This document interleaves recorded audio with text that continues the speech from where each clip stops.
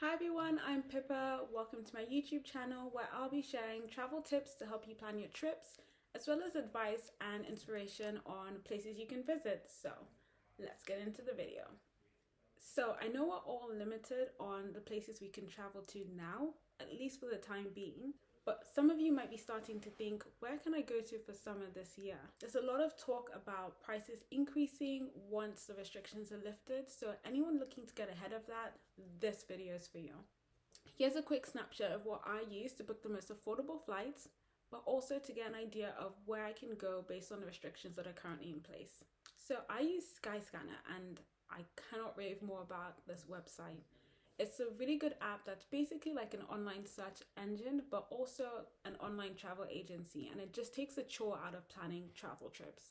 I use it for all my trips and it's saved me a lot of money. It's got a number of features that I think are great, but I'm just going to highlight three that I think are superb in helping you plan for your summer trip and hopefully get away this summer. So the first is the COVID-19 travel information map. And this is a really great visualization tool that allows you to see very quickly where in the world you can go.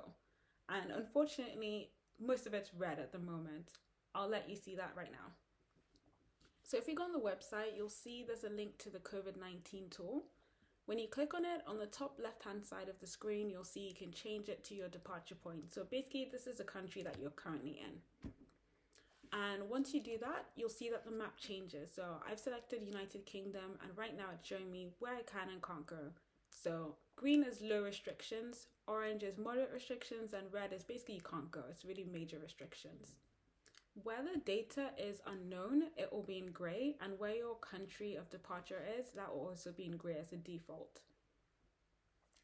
Now, I know some countries don't show up on a map because of how small they are, so a really great tool, if you scroll further down, is the Explore All destinations, and there you can just type in the country that you're interested in going to, and you'll automatically see entry requirements, travel restrictions, as well as the COVID-19 cases currently in the country. What I would recommend is signing up for updates. So you can sign up for updates to get information on a specific country or region, to get daily news, or whenever things change, they'll send you an email. And that's a really great way to stay on top of where you can go for the summer.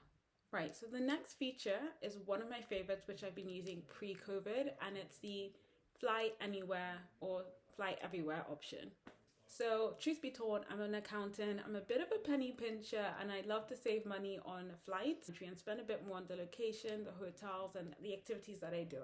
This is a perfect tool for people that are a bit cheap like me, but also want to save some money on flights. If you go onto the Skyscanner website, and you'll immediately see at the top like a toolbox section, and you can type in the country that you're in. So I'm going to say London, actually. I'm going to say a city, I'm in London. And then the next toolbox, this is the godsend, okay? Start typing in everywhere, and when you see it come up, click on it.